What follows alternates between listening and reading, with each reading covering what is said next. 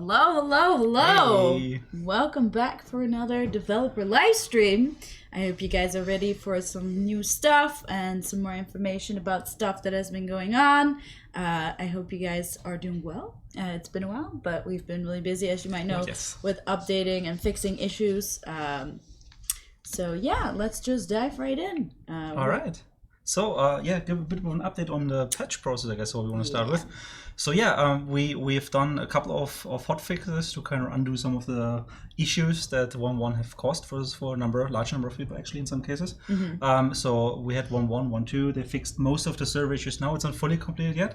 However, we are also working on the new update. And that's basically going to address all the remaining ones. And that's an update that is actually not too far away, but not directly around the corner either. So it's not going to come on today. So unfortunately, no test server for you guys with that update today. However, we want to still give you a bit of an update on basically what we're working on. So we have now a tentative fix that in-house has checked out so far. So we couldn't report it for example, the shader issue that has been the beautiful pink, people, the purple pinky shader, and like missing LODs that are usually that's all parts of the same underlying issue. And the reason why this took us so long to fix, or hopefully it is fixed now, so we obviously need a test server to validate it, but it looks very promising right now, is that we've been kind of doing very, very big changes of the shader system underneath, it's like memory, etc.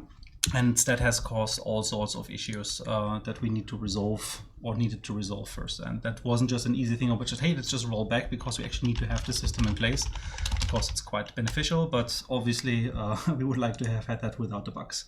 But we're working on it, and the actual patch deployment that will come will have that addressed.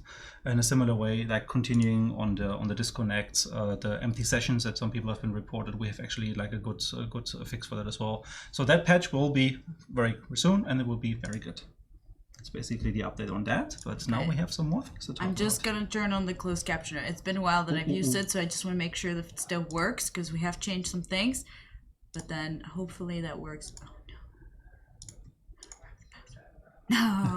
No. Okay, unfortunately I can't turn it on right now, but I know there will be people that will summarize the stream, and next time I'll be sure to turn it back on again, because it's kind of complicated like to set it up right now. I will try to speak slowly and calmly, which I will utterly fail at, but at least I will try.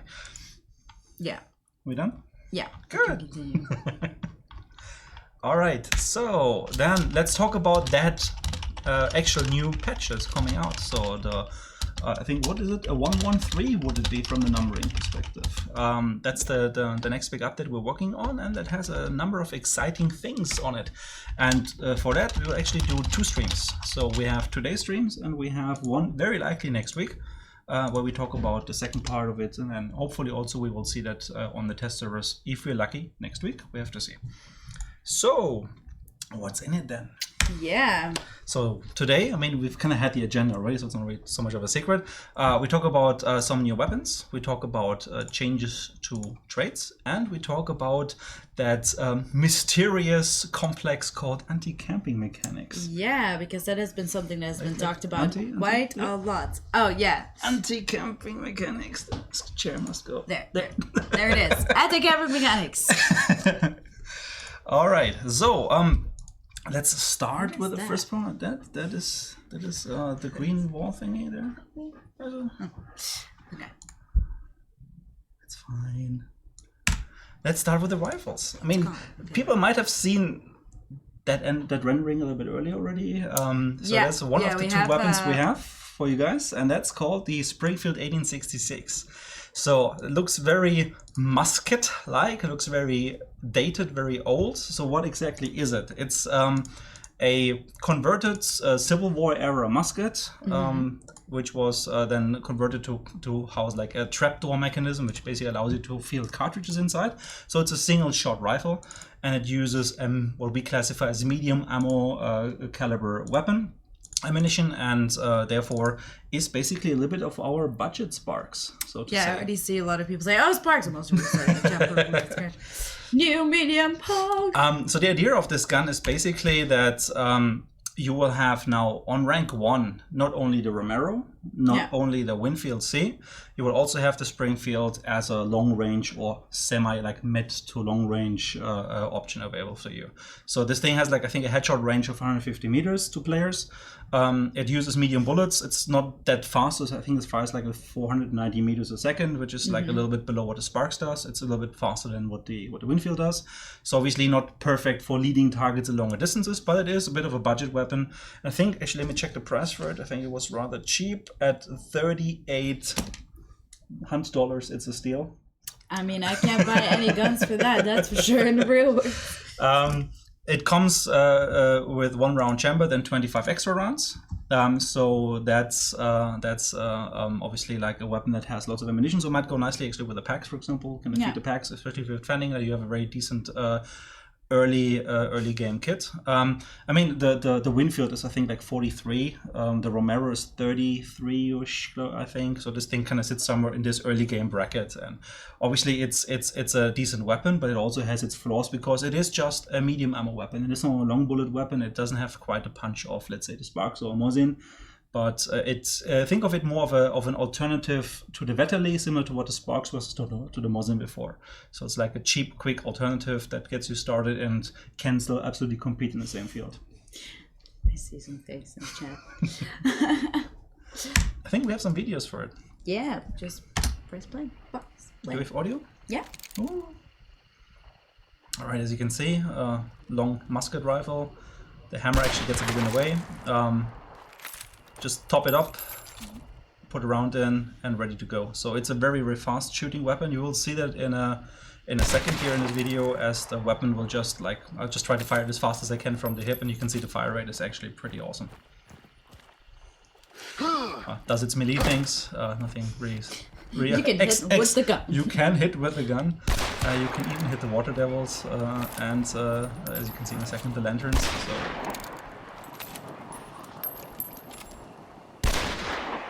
That is pretty fast. So like this gun is, if you compare to the Vetterli, like the Vetterli has the faster rate of fire, obviously, but I mean you have a limited amount of rounds loaded in, right? So then you have the delay of actually chambering new rounds in. And this weapon you can just burn through those 25 rounds in one go. It's just reload, fire, reload, fire, reload, fire. So it actually has a pretty decent fire rate. It's a good early game weapon. Hopefully also helps the new players in the more competitive mid to long range field to kind of like stand their ground at least and do some pretty nice long range engagements. Yeah, so how much was the damage again? The damage is slightly above the Vetterli. I can't give you the exact number, but you will see it a little bit later in one of the other videos we showed today, like when we show the menu. And the headshot range, then it's the important part, headshot range is 150 meters. So it's like 50% on top of what the Vetterli, for example, does. And for the most part, it should allow you to get a player in the head if you can see him. 149 meters, right? 150. Oh, 150? I thought it was 149, my bad. Oh, 149, 150. I mean, at one point it drops off, right? Yeah. But, I mean, if you can measure the distance, oh, okay, well, I have to step 1 meter further before I can do that, then you're very good at measuring distance. Yeah. Okay. I see a lot of people are excited with the sounds. Yeah, the sounds are awesome. Like I love the animations of it. Like just how he pops the trapdoor thing open and then ejects around forcefully. Like it's a very nice gun. And this used to be actually the U.S. Army's main service rifle after the Civil War. So like the first cartridge-based weapon they introduced. It was very short-lived. That's why all the hunters have access to it now, because there's surplus going around, right? They've however, then over the decades after, up to our time, even in Hans like 1895 setting, the U.S. Army would still be using a variant of that gun, which had like a more powerful long bullet in this case, but still the same mechanism as a single shot rifle. While other specifically like European armies, they've already moved on to bolt actions and had like different types of warfare. But I mean, in the U.S. you had a peace period with just the Indian Wars, right? And I don't know my therefore war history. US didn't need to upgrade, but they only indeed they had no need. Yeah. We do have also some drawbacks with this weapon. I mean, you've seen one already with the hammer being slightly in the way, right? When the weapon is like kind of cocked. But as you can see, it isn't always prevailing, or if so, then barely. So it isn't like the Sparks. It isn't like the Mosin gun that you can just like deal with any situation. You have to be careful when you engage and how you engage. For example, against these here, like so, I fail the first headshot, then I trigger them. which obviously means even with a high rate of fire this weapon has, I can still pour out shots against these dudes, but it's not They're still fast. it's not as effective as I hope. So I'm gonna go in here. Miss the shot. Getting panicky. I mean, in general, I would never engage with hellhounds if I had like a single shot every time. Out of ammo, but it worked. Close, but did you stop bleeding? You definitely could have saved the hellhound. I was so stunned from that death punch. So. Okay, so that's the Springfield rifle. Yeah, and then we have another one. We have another one and that no one has seen before. I literally saw it mentioned. It's like Martini. So that's the second rifle we have. It's our second weapon for this update, and that's the Martini Henry, and specifically the IC1 version, which is like a shortened carbine version, like a cavalry artillery troop type of thing. So it isn't a full long range rifle. It is more of a shorter, stubbier weapon with the shortened barrel, but it is still quite a powerful weapon. And where does this fit in? So this weapon is basically also a single shot weapon. It follows a similar pattern as what we've seen with the Trapdoor just a second ago, the Springfield, and also the Sparks before. Just there's one difference here. This one has an internal hammer, so you don't have an exposed outside hammer. That actually means as you kind of reload the single round in and then close the lid again, it automatically kind of like charges the chambers and the round is ready to fire. That means it can fire much faster than the Sparks, which you will see in a second in the video, automatically. But also it is slightly less powerful than the Sparks. Like it doesn't have like the, was it 45-90, whatever, Bison hunting round cartridge the Sparks has. It's more of a military round here. And it's actually also a very slow firing round. So this only travels 400 meters a second. So it's the same speed as a Winfield. So again, this is not a rifle meant for range, but one which is more in the mid-range area. So you won't have any issues inside a compound. But I mean, if you try to lead the guide moving across like the walkways through the swamps at like 100 plus meters, it might be a bit more challenging, just as it is with other weapons of this type. But let's have a look. It's a long ammo indeed. So this is basically what the Lebel was to the Mosin. This is to the Sparks. It's like a companion variant that gives you a bit more choice to kind of find the weapon that fits your playstyle better, and then yeah, use that hopefully in great effect. So there's like another render of it. Obviously, it comes You were totally expecting the image, so we're going to the video. And then show the render first because it's also nice. So yeah, you can see like the lever at the bottom that's used to open it up, and then you insert the round to the top as the other shell is being ejected. Close it again, you can instantly fire. And now with the video, we actually see that. So what do we have here? So this is already a slightly dirty version of it. Take a look at that right fire. I mean, that thing just reloads within like 2 seconds or so. So it's like a roughly 50% faster than what the Sparks does. So you definitely have the advantage in rate of fire.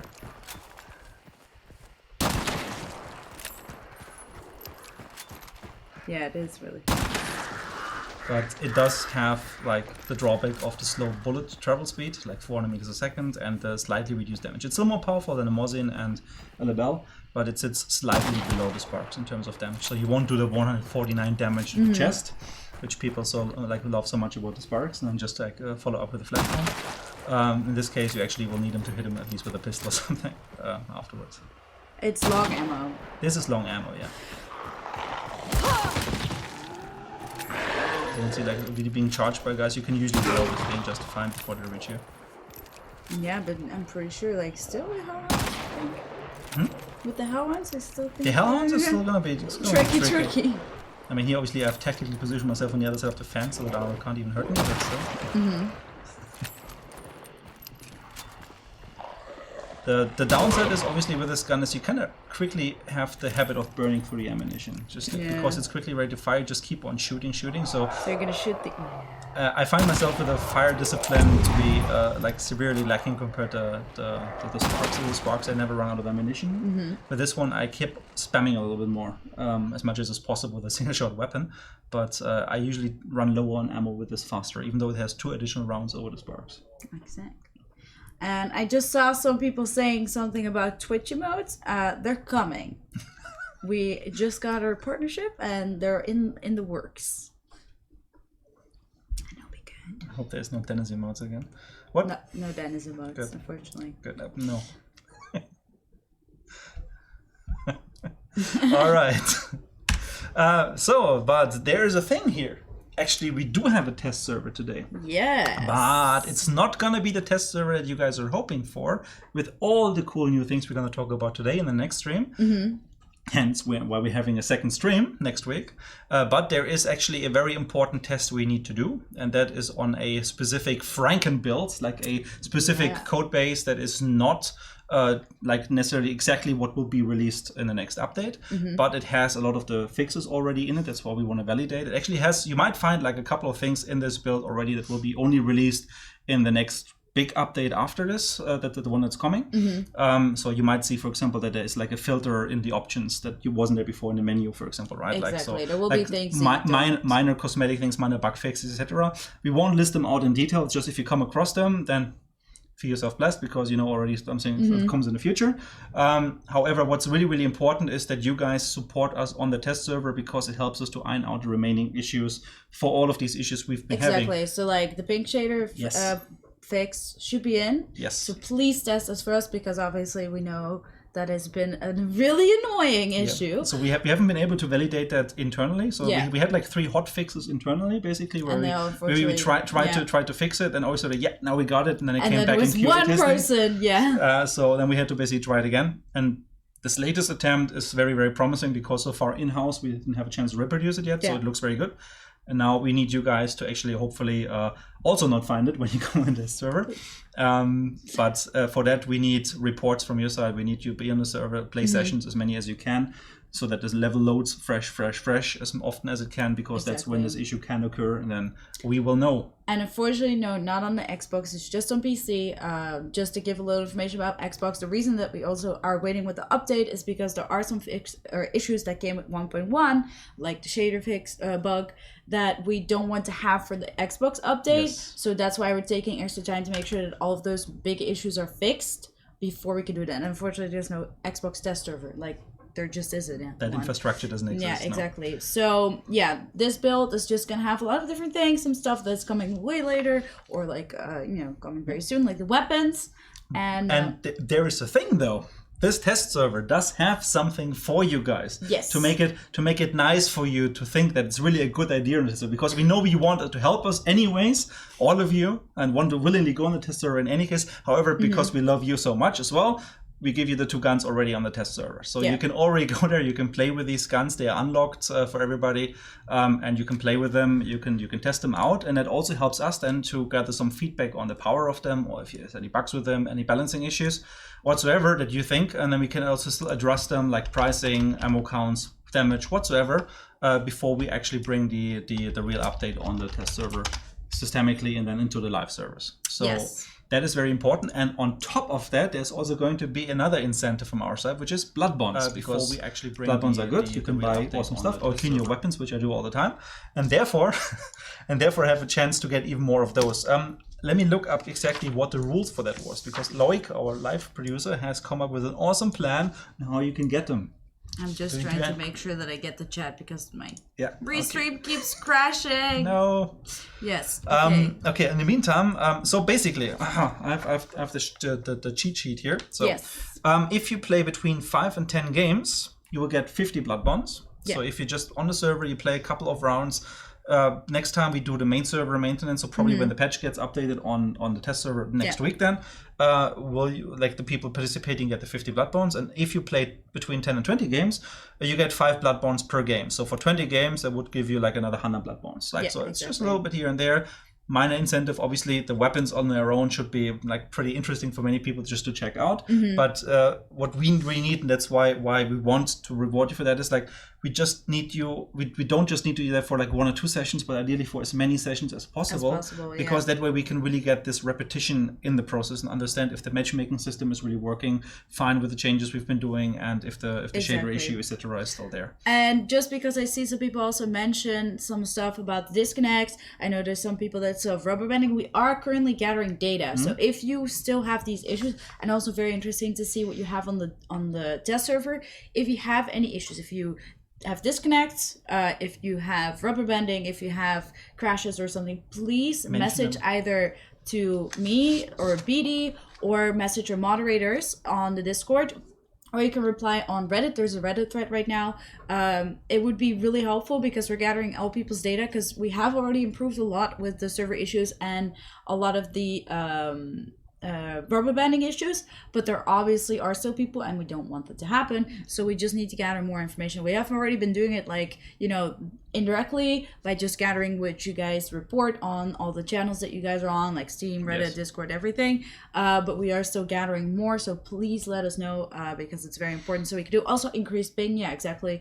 Increased ping. Please, if you contact us, let us know on which servers you're playing, on what happens, like what issue you're having, and possibly also your Steam link.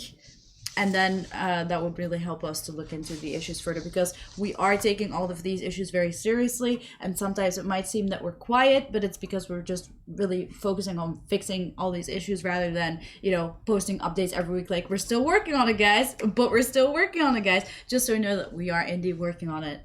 So definitely let us know. It's frustrating for us as well. Yeah, Like, trust me. We have pulled our hairs out multiple times. I might look like I have brown hair, but it's actually gray. I dye it now. Dennis is also not naturally a ginger. He's also gray. No, I actually tagged on the beard as well. Like, it probably fell off.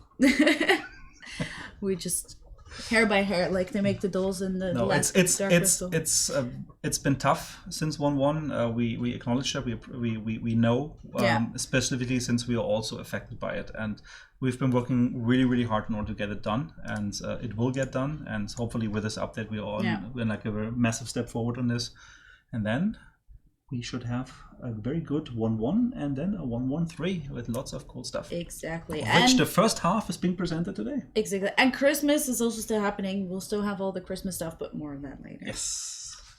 All right. So I think that covers the test server. By the way, the test server should be up now. If everything worked out, we don't know. Otherwise, after the stream, I think it might. So you might see an update in your Steam account that you can already start downloading and get ready for it. Obviously, it would be very nice if you stay around, because you have even more awesome things to share. Yeah. So there is a good reason to do that. Exactly. Woohoo! All right, so then let's talk about trade changes. They were also already mentioned in the headline for the stream. These are just basically a minor set of balancing changes to the upgrade point costs for certain trades. Based on usage, based on power, and how the meta evolved, etc. So this is a bit of housekeeping from our side. So what has happened? So we have let's see if we can even by the picture identify which trade it is, because I'm 100% sure I can get everything right, to be honest. So we have Dauntless went down from 2 to 1. It's a very situational thing. It's more of a fun trade actually anyways. And I think with 1 point it's something you just might chuck in there if you have one left over. And I mean the same for the Tomahawk, because it's also like something you do really for fun most of the time. Then we have Iron Repeater. That was a new one from 1.0, and we've kind of reduced it a little bit, like 50% from 3 to 2, so it just becomes a bit easier to afford. But still, it is an investment you still need to do. Lightfoot. Then we have Lightfoot. Lightfoot actually turned out to be very powerful, much more so than we thought. It's also one of the really most used ones we see in the meta. So lots of people are equipping it because it gives you these clear advantages. But it's fine. The other ones will be cheaper, so in the end it doesn't matter. It all balances out. So this one goes up a little bit, so it becomes more of a choice, like for example between like Beast-Faced and Bloodless and like some of the other more mid-range tiers in terms of powerful traits. Then we have, what is this? Physician. Yeah, right? I was like, how do I pronounce this word again? Physician. It's also one of those which kind of was always a given, like people always buy it, and it becomes a no-brainer almost. So we wanted to make sure that like it becomes more of an, especially for people not going for vitality shots, like there is a bit of a cost in terms of if you want to run the perfect med kit build together with Doctor and the med kit, the first aid kit, that is. So this goes up a little bit. Then the bear, trapper, poacher. I think it is poacher. So this one is the one about seeing traps in Darkside, basically. It's stupid. Or is it? No, wait. This is. Yeah. I'm actually not quite sure. Is this the picture for the one that you can place the traps more silently, right? And then exactly. Because there's the 9-inch nail or whatever screw in the ear. Yes. That goes down from 3 to 2. Then we have, you have to pronounce this one. I can never pronounce this. Mitralin.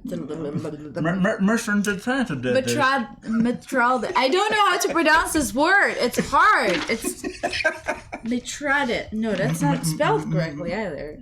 Mithradist? Mitral. Mithradist? I don't know. So like chat, if you could like point the snake guy with the hand. Yeah, point is like a phonetic. It's always so hard to pronounce that word.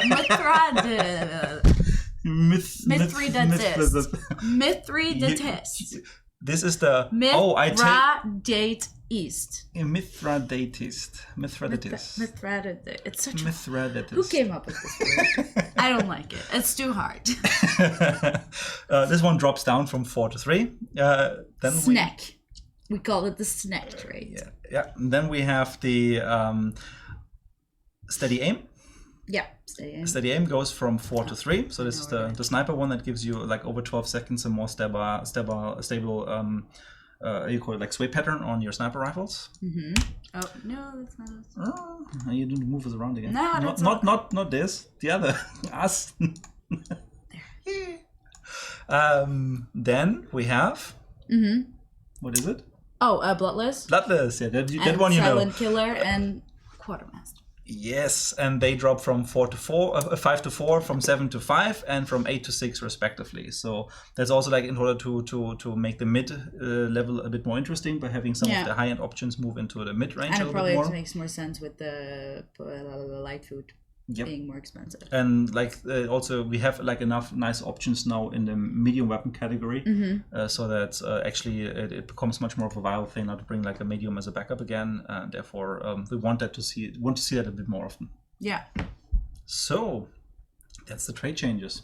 Yeah, what do we have next? The anti-camping pass, something the big topic, that has the been big talked mysterious about a lot. topic. So this is actually going to be probably like the second half of this stream, from what I can see. Yeah, most of this. So this is actually, this isn't like the one feature, the one silver bullet that like changes everything in the meta. This is just, we hope, a number of clever small changes that kind of incentivize players to be playing the objective, to be more active, and to feel encouraged to become more active if they are normally not.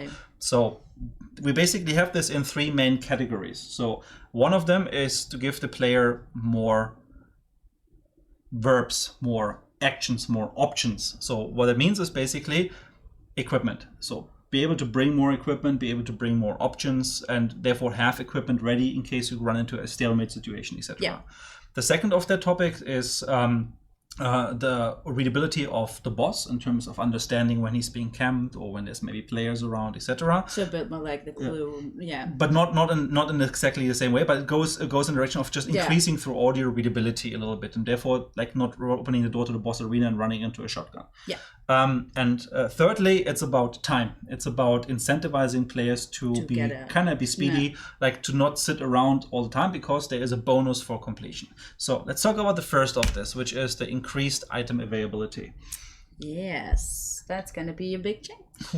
So this is actually not one, but number of changes. So the first thing we're going to do is we introduce a new item box. So this is basically a new box that you can find not as frequently as an ammo box, but maybe like once or twice in a compound. And so I think something along, well, even less than a cashier. It's I would say it's somewhere between the cash register and the ammo box in terms of availability. Like cash register is maybe like once every 2, 3, 4 compounds. Yeah. This thing is like at least once in a compound, maybe sometimes like 2 of them. So you never quite know. You might be looking around. It will spawn where the ammo boxes are spawning. So it comes then in this case instead of an ammo box. Yeah. And at the supply point, I think you will always have one of those like alongside the 3 ammo boxes. Let's say a new slot where we put it. So what does it do? It can do 2 things actually, and you might be a little bit familiar with this already from looting players, which is on one hand it can replenish a tool. If you have like used up a medkit charge or whatever, or a fusee or whatever, this might randomly give you one of those back. Or if you have an empty slot for it, for example, if you use the consumable, you will be able to get a random consumable instead of it. Exactly, and I already see someone more concertinas to camp the layer boss. Ha! Now, maybe draw your attention to the right side text on the screen. Exactly. Which says basically... Under us. Under me with this cool sweater. So basically, the things you will find, they're not concertina bombs. They're not poison bombs. Yeah. They're things that are usually give you a bit more of an offensive capability. So you will find dynamite, you will find fire bombs possibly, you'll find flash bombs, you will find even choke bombs, you will find stamina shots possibly, antidote shots, like things that allow you to break stalemates, to push through, to come up with new tactics, new ways to maneuver, new ways to kind of move around. So in this case, what you get is a tool that if you don't bring any consumables in the world and you find one of these boxes and you have all your tools filled up, or maybe you don't even have tools that have ammo, then in this case you would get a random thing, and that could be a hive bomb or could be whatever. You don't know. It's indeed not necessarily something that you brought and used in the game, as it's a random. And that is an important note, because that means this mechanic that we used to have, or with this update we currently still have on live, that you would have a chance to replenish already like one thing that you brought before. That is gone, also on the hunters. So this mechanic here substitutes or replaces the current loot mechanic in the way that if you loot a hunter and you have an empty like slot because you've used up a consumable, you get also a random consumable for that. You will not necessarily get the same thing back. You can still get the same thing back. There's a chance. Can it be something you haven't unlocked yet? It can be something you haven't unlocked yet. So it's also nice for teasing, because that way you can try out new things. So I mean, mid-mission you might just come across like an antidote shot. Of course, you can just put it in. You have like 60 minutes of poison protection, which might open up complete new strategies. And you might not have brought that item in by yourself, because maybe it's not your playstyle, or you just feel that like there's more important or more useful tools.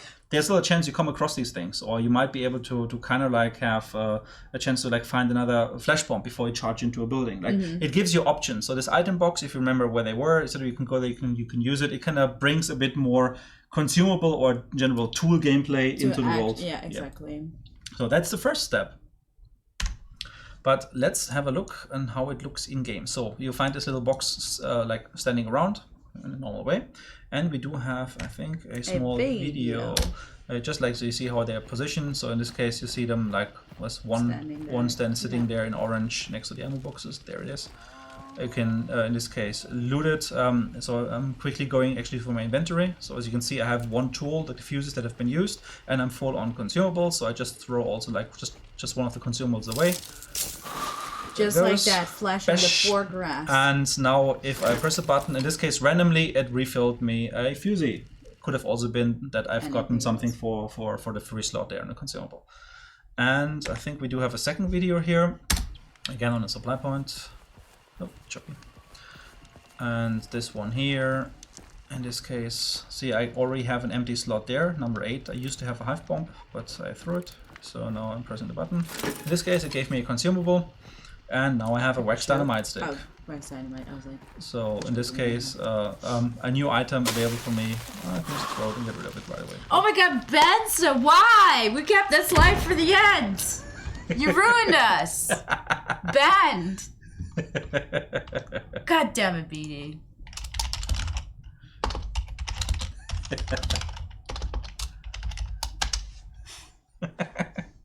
All right, so that's the item box, but there's more.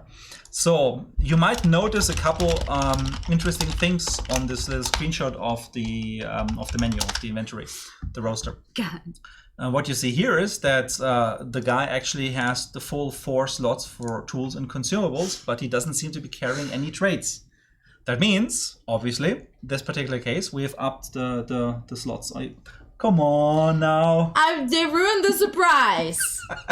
I'm sad. Never ever. So what you have here is basically 4 tool and 4 consumable slots right from the get-go for any hunter you recruit. It will also be retroactively adjusted to the hunters that you already have in your bloodline.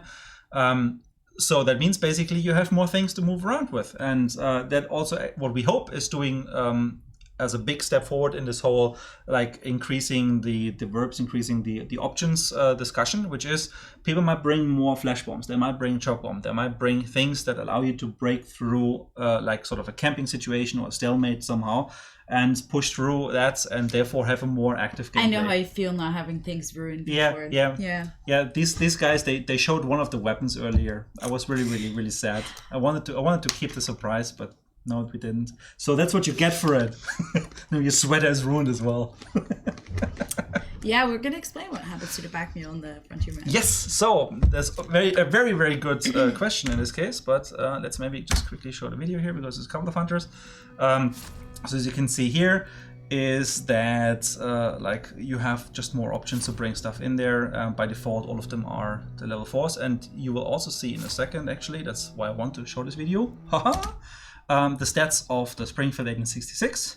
So for those interested in the stats and don't want to go to the server right away, which you should, they can actually have a look here. So you see the damage is 132, effective range 150 meters, rate of fire 42 theoretical rounds per minute. Obviously it's reloading single shot, and has a 2-second reload speed. The muzzle velocity is 490 meters a second, so a little bit slower than the Sparks, but still slower than the Vetterli and the Winfield.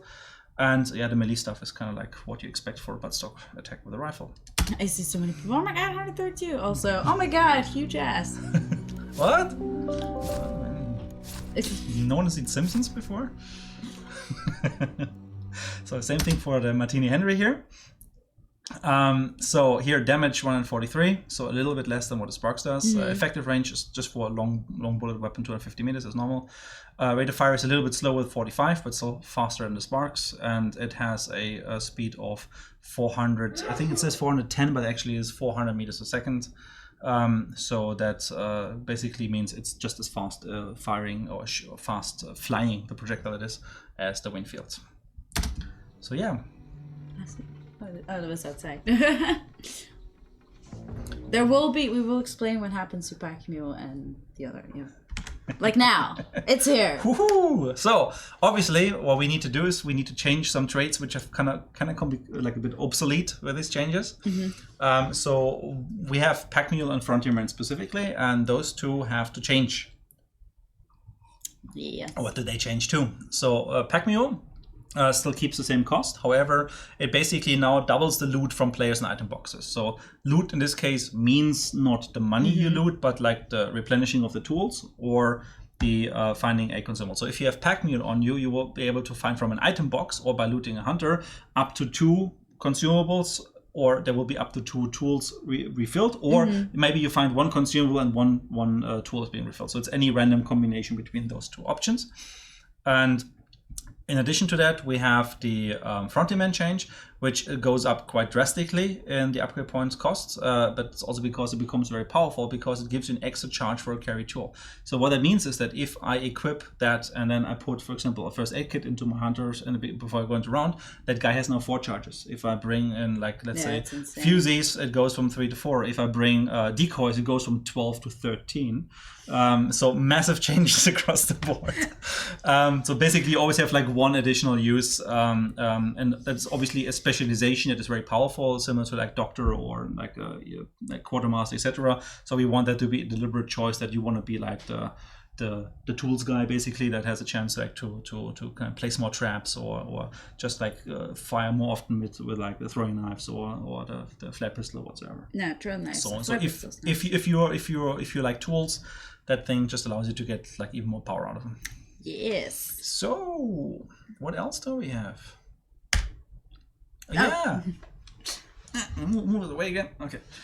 So quick play also has a change with all of that, because we also had complaints about specifically the end game and quick play being sometimes a bit too stale-matey, a bit too campy. And the way we interpreted this is also that in quick play, very often you only had 1 tool, 1 consumable, and that didn't really allow you to push through the end game, right? So you're approaching the Wellspring carrier's like location wherever he's hiding in, defending. You have this 1 bomb, or maybe if you're lucky, you don't even have a bomb. You have this one thing besides your gun that you can use to push through, and then you throw the dynamite in and nothing happens because you missed the guy or like he moved away or whatever. Now what you do have a chance is, depending on how you kind of looted before, how you kind of moved around the map and collected stuff and adjusted, etc., you have a chance to kind of come up with a set of equipment that allows you to push through into the end game by throwing that hive bomb to the side, so that the other guy that you know is camping like one building right next to you, also waiting for his move, so that he is occupied with that hive bomb while you make your move to the main building and you throw your flash bomb inside that you have in the second slot, and then you follow up with a dynamite stick or whatever. It's like, so all of a sudden you have the same options as you do in normal bounty hunt, in quick play also, and that allows you hopefully in the end game to have a bit more maneuverability, a bit more general, like the willingness to kind of engage, move through, and do something with your consumables, with your tools, rather than sitting there waiting for the one shot you can make because you run out of options otherwise. So yeah, quick play should also be very interesting. And we do see a little video here of how this actually plays out. As you can see here, like the guy has like 3 tools and 3 consumables, and then can just pick up like a 4th one in there, and now has the full complement of items and can use them as well. Nothing really special there. It's just exactly like it is in Bounty Hunt. Another one here, in this case it's a swapping thingy, so as you then go and select a different consumable, it tries to swap the one that you have selected. So many from quick play. Yeah. And in this case, like, you always have the chance to swap the one that's currently selected with the new one down there. So it obviously creates a bit of micromanagement. As long as you're not full, you just add to the pool. But the moment you're full, you need to decide which one is the one you want to swap. If you don't have any selected and you look at it, it will, I think, take the rightmost one by default. Yeah. All right. Then the second part, this is the readability of the bosses, the boss sounds. So here, that's actually a topic that's we wanted to be very careful with, because sound can become intrusive, sound can become distracting, and on one hand we kind of want that with this change, but on the other hand we also don't want to make combat annoying or like make it impossible for people to like really still use the hearing in terms of like, okay, well, people are coming, I heard crows over there, or there's like some firebomb going up or whatever. So what we did is we didn't just take the mechanic from the clues. So this is not about if 2 teams are close to the boss and there is a sound and therefore you know there's another team around. It's just about proximity in this case. So we have 2 different checks, basically 2 different circles around the boss layer. And if you enter the outer one, which is like roughly 80 meters, you will start hearing some whispery noises once in a while, basically let you know, oh, the boss is around. They also are kind of directional a little bit from the layer, but they're more like in your mind, they're more like psychic in nature. It's like demonic whispering coming from this demon entity, which is the boss. And on the other hand, if you then push further into the inner radius, like in the inner circle, which is roughly half the distance, so 40 meters, that becomes more aggressive. That becomes a bit more hectic, a bit more, just screechy almost. And that allows you then to understand, okay, well, if you enter the outer one and someone is already in the inner one, you will already hear the aggressive version, right? So you know there's someone that's really, really close in this inner area. And therefore, as I approach the boss, I understand, okay, at least I know there's players around. I don't know if they're fighting the boss. I don't know if they're maybe camping. I mean, 40 meters is quite a distance. If they're camping maybe one of the adjacent buildings to the boss arena, waiting, thinking they're clever of camping while we then take the boss and then to jump us from there. Or whatever camping strategies they might have come up with, you actually have a chance now to understand there is players around, but you don't get too much information from it. Yeah. And the most important part is, because that's why I said like it also has to be a bit annoying intentionally, the guys who are in the inner area, they will have this more aggressive version all the time, and they do not know that someone else might be coming from the outside. So it's not like with the clues where both parties get notified. It's really just that you're sitting in the inside of that place, and your intention should be to mute that sound, which is kill the boss. Because the moment the boss is killed, that sound goes away, which in turn also gives, again, an approaching team, if they know the boss should be here, like they approach and like, oh, wait, there's no sound here. Okay, well, boss is killed. So there might be a situation where they might be ambushing us somewhere. So at least you're a little bit more prepared for it. And I think we can talk about this all day. However, it's much better to actually show this. So this is a work in progress version. We still want to modify this a little bit. So how this goes is, as you know here, we are approaching livestock, and the boss is sitting inside livestock. And as we get closer, we'll first hear the first stage sound, which is like demonic whispering noises. And then as you get closer, it's more of a constant thing. The second one, the more aggressive version, isn't 100% there yet. There's a couple elements missing in this video, which we're going to show you. So that sound will be a bit more prominent. We also are still very much in the mixing process. So like make it maybe a little bit less noisy than it is right now in the video. So take it with a pinch of salt. It's not 100% there yet, but I should give you the idea of what it's supposed to do.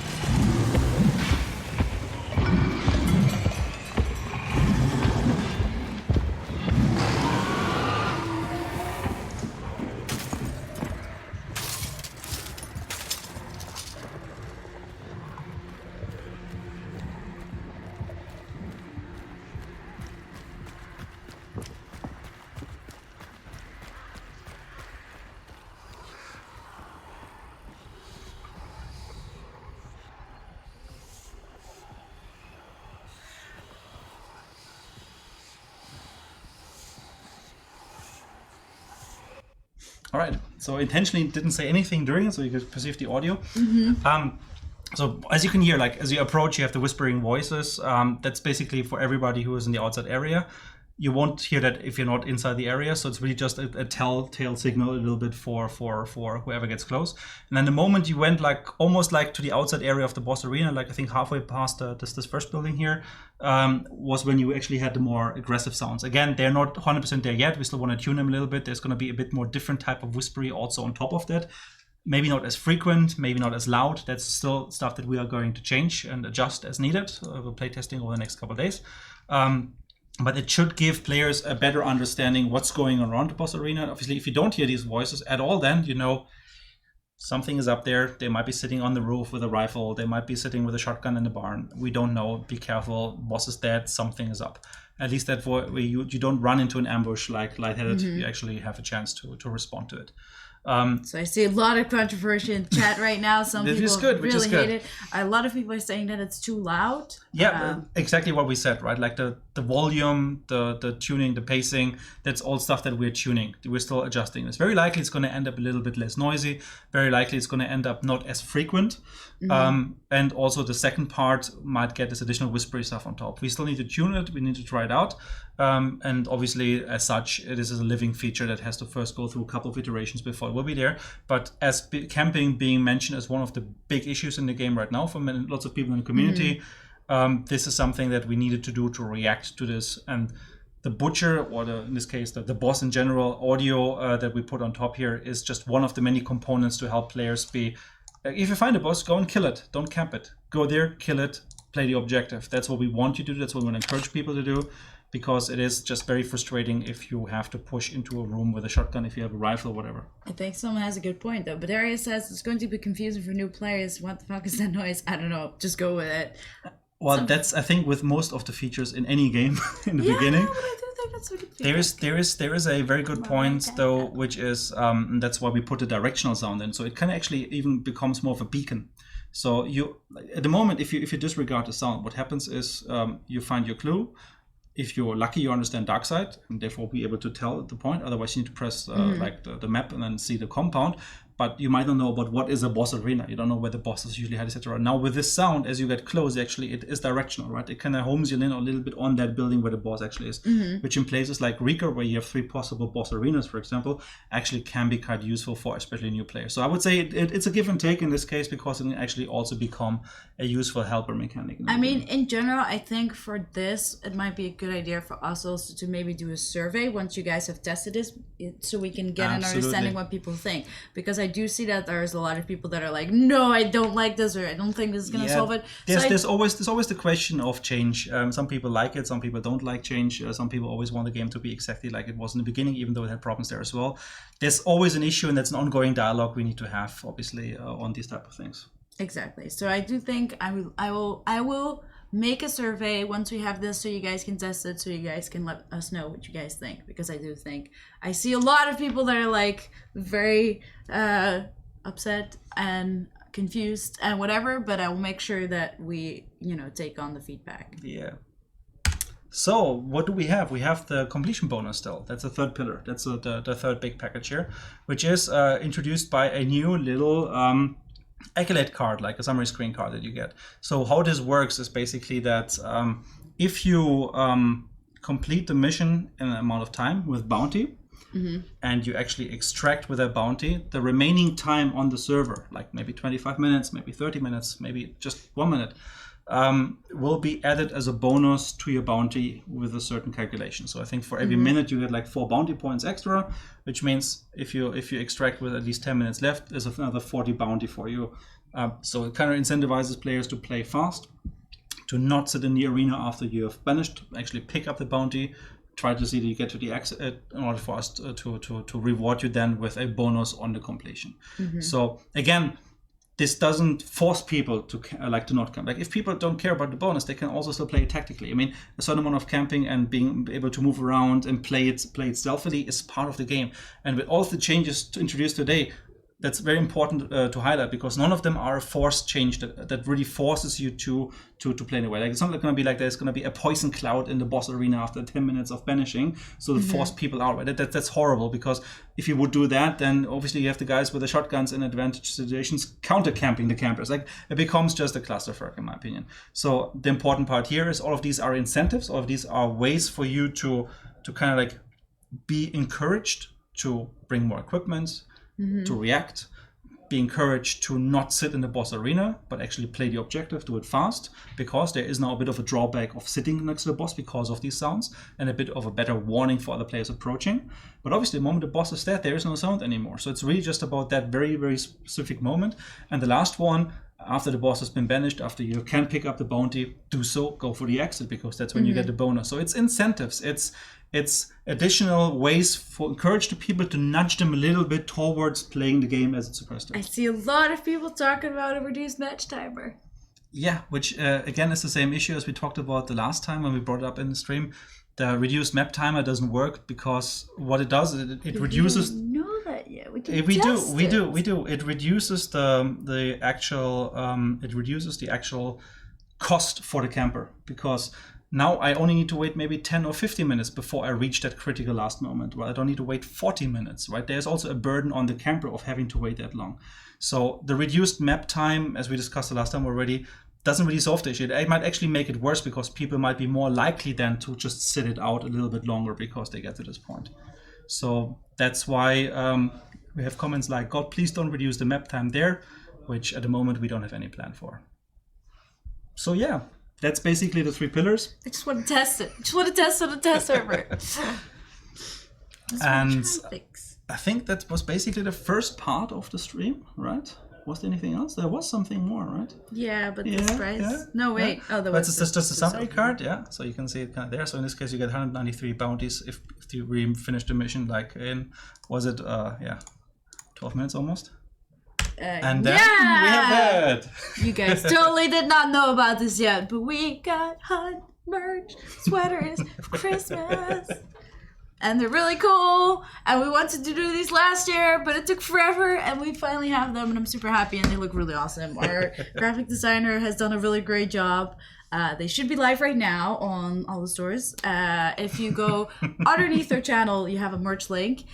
You might have to figure out where they are because they might be down below at the moment. We're still working on getting the shop completely nice, how everything works.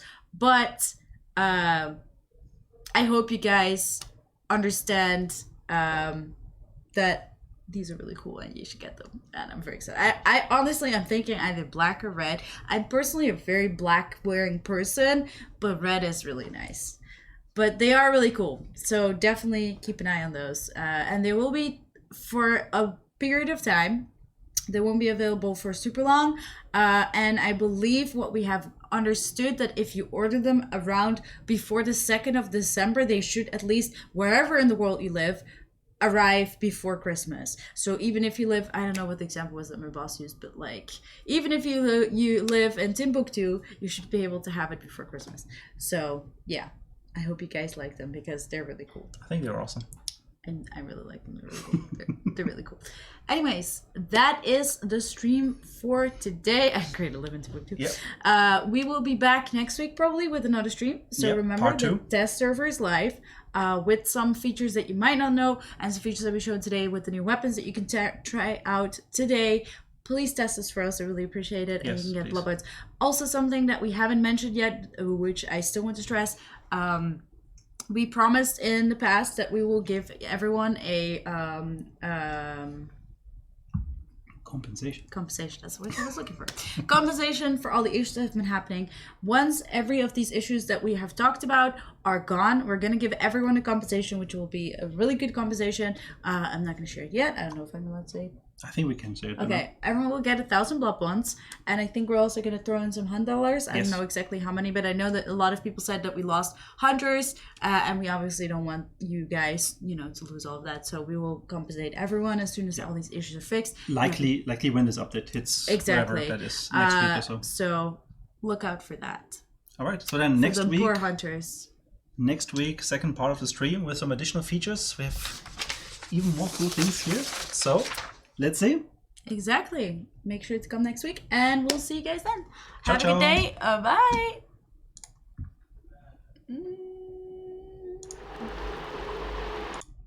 Oh, God.